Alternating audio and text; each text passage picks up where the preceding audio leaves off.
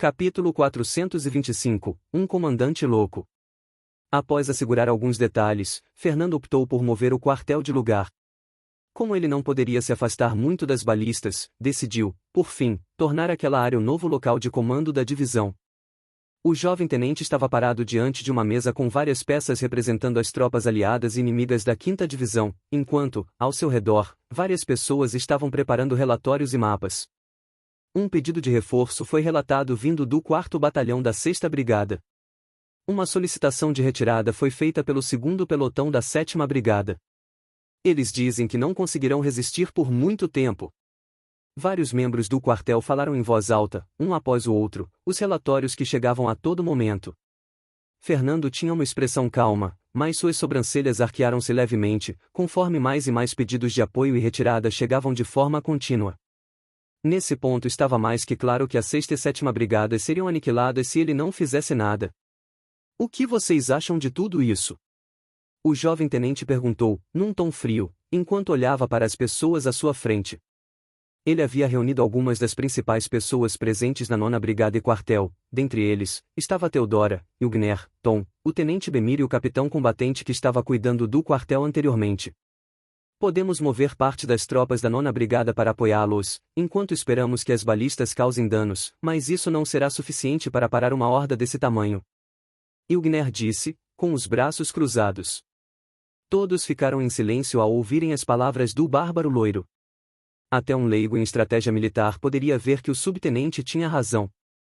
Mesmo se movesse a totalidade da 9ª Brigada para se unir à 6ª e 7ª, seria apenas como jogar mais lenha nas chamas. O tenente Bemir, apesar de não estar acostumado a participar de uma reunião desta magnitude, foi à frente, apontando no mapa e movendo algumas peças.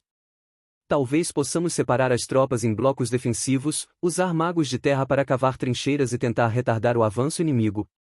Não conseguiríamos pará-los, mas ganharíamos algum tempo. Ouvindo isso, Fernando ficou levemente surpreso. Apesar de não ser uma tática que os levasse à vitória, parecia melhor do que ficar de braços cruzados. E o senhor, tem alguma outra ideia? Após ouvir as sugestões de Bemir e Ilgner, o jovem tenente olhou para o capitão combatente, seu nome era Marco Mendes, um homem de aparência comum na casa dos 30. Apesar da aparência simplória, como a pessoa de maior patente no local, ele queria ouvir sua opinião. E isso?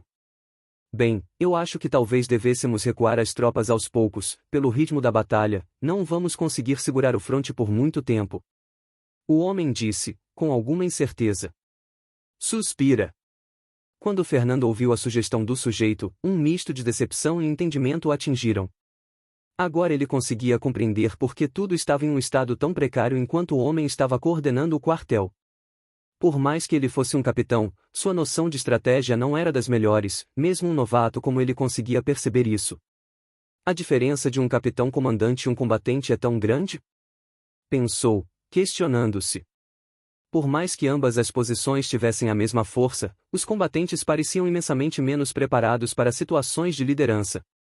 Apesar de não ser um especialista, após liderar tropas por mais de um ano em Avalon, Fernando havia conseguido adquirir alguma experiência e noções básicas, mesmo sem receber algum tipo de treinamento específico. Recuar não é uma opção, se fizermos isso eles irão nos pressionar ainda mais, até abrirem um caminho para as balistas. Caso isso aconteça, vai ser o fim dessa batalha. Ilgner comentou e todos os outros concordaram. Ao ouvir isso, o rosto do capitão combatente ficou levemente vermelho de vergonha. Mesmo tendo uma patente superior, ele sabia que não tinha as qualificações para esse tipo de tarefa. Afinal, sua experiência nisso era escassa e não havia tido qualquer treinamento nesse sentido. Mais alguma ideia? Vendo que mais ninguém, incluindo Tom e Teodora, tinha algo a dizer, Fernando assentiu e tomou a frente. Eu só queria ver o ponto de vista de vocês, para ver novas perspectivas e talvez agregar mais algumas coisas, mas já havia decidido qual estratégia usaríamos. Todos ficaram surpresos com as palavras do jovem tenente, principalmente Bemir e o capitão Mendes, afinal, ambos mal haviam ouvido falar do jovem antes. Até então, sua nomeação para comandar a 5ª Divisão pelo general ainda era uma incógnita em suas mentes. O que vamos fazer Fernando disse, aproximando-se da mesa, então pousou sua mão bem no meio das 6ª e 7ª Brigadas, o local em que Jonathan havia estabelecido um ponto de comando entre as duas tropas e arrastou as peças, abrindo um enorme caminho. Deixá-los vir até nós. Quando o grupo viu o enorme caminho aberto entre as duas brigadas, vindo diretamente até as balistas, todos ficaram completamente perplexos e sem palavras. Até mesmo os membros do quartel que estavam recebendo as comunicações e organizando-as, pararam o que estavam fazendo. Um longo e estarrecedor silêncio seguiu-se após isso, até que foi interrompido. Isso é loucura! O capitão Mendes gritou, batendo fortemente na mesa. Mesmo que ele fosse péssimo em estratégias militares, sabia que aquilo era algo insano. Nenhum comandante normal faria algo assim. Se fizermos isso, eles irão ignorar completamente a 6ª e 7ª Brigadas e virão diretamente até nós. Não vamos conseguir pará-los. Não tem como algo assim dar certo, Embemir disse, com uma expressão assustada, enquanto olhava para o jovem tenente, perguntando-se se havia alguns parafusos soltos em sua cabeça. O que o general fez? Ele deixou o comando da divisão inteira nas mãos de um maluco? Pensou, estarrecido. Theodora, Tom e Ugner também tinham expressões complexas e confusas, mas, diferente dos demais, não havia dúvidas em seus olhos. Quando começamos? Ugner perguntou, com um rosto calmo. Basta dar a ordem, líder. Theodora falou, logo em seguida, com um leve sorriso. Estamos ao seu comando, chefe. Tom disse, com um rosto sério e confiante. Quando Bemir e o capitão Mendes ouviram isso, olharam para os três horrorizados. Batalhão Zero. Que tipo de batalhão é esse? Por acaso é formado por psicopatas? Bemir pensou, assustado. Ele já havia visto muitas pessoas insanas ao longo dos anos, mas não a esse ponto. Senhor, isso, Bemir falou, de forma respeitosa, porém, antes de terminar sua frase, sentiu uma lâmina fria encostar em sua pele, quando a mulher de longos cabelos negros ao seu lado pressionou uma adaga contra sua garganta. Ao sentir isso, o homem engoliu rapidamente o que tinha a dizer, enquanto o suor frio escorria de suas costas. Ele não estava com medo pela adaga, mas pelo fato de sequer ter visto a mulher se mover. Descumprir com as ordens do líder é o mesmo que desafiar as ordens do próprio general Dmitri. Você está pronto para assumir as consequências por isso? Theodora falou, lançando um olhar gelado e brincalhão para o sujeito.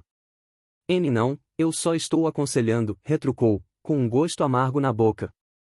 Do outro lado, o capitão combatente, Mendes, tinha uma expressão franzida ao ver a situação. Principalmente ao ver como os subordinados do jovem tenente não pareciam temê-lo ou respeitá-lo, mesmo sendo um capitão.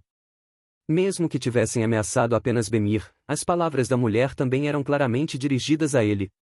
Apesar de irritado com isso, o homem não disse nada.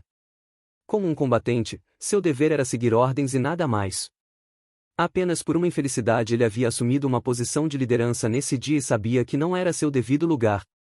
Faça como quiser, eu seguirei as ordens dadas, senhor. O homem disse, com uma expressão calma, então levou o punho ao peito, prestando continência ao seu comandante. Vendo isso, o tenente Bemir, apesar de hesitante, não insistiu. Quando Theodora notou isso, sorriu de forma brincalhona, movendo o pulso e guardando a adaga. Fernando, que observava tudo em silêncio, assentiu. Eu entendo suas preocupações, mas peço que confie em mim, não só em mim, como em meu batalhão Zero. O jovem tenente disse, com uma expressão calma e impassível. No final de hoje, no final desse dia, nossas tropas viverão, enquanto o inimigo será destruído, disse, erguendo a palma aberta e fechando-a logo em seguida. Ambos o tenente Bemir e o capitão Mendes se entreolharam, eles não sabiam se as palavras do rapaz baseavam-se em confiança absoluta, ou numa loucura desenfreada. Ainda que estivessem cheios de hesitação, não tinham escolha senão aceitar a estratégia maluca do rapaz. Essa era a sina do exército, das legiões, nela a cadeia de comando era absoluta. Após ver que ambos os homens concordaram e que Theodora, Ugner e Tom o apoiavam de forma absoluta, Fernando fechou os olhos por um segundo, inspirando fundo. Atualmente a vida de milhares de pessoas estavam em suas mãos, dependendo de suas escolhas e decisões. Apesar disso, apesar de tanta responsabilidade, ele se sentia estranhamente calmo e sereno. Então vamos começar, é hora de fazer guerra.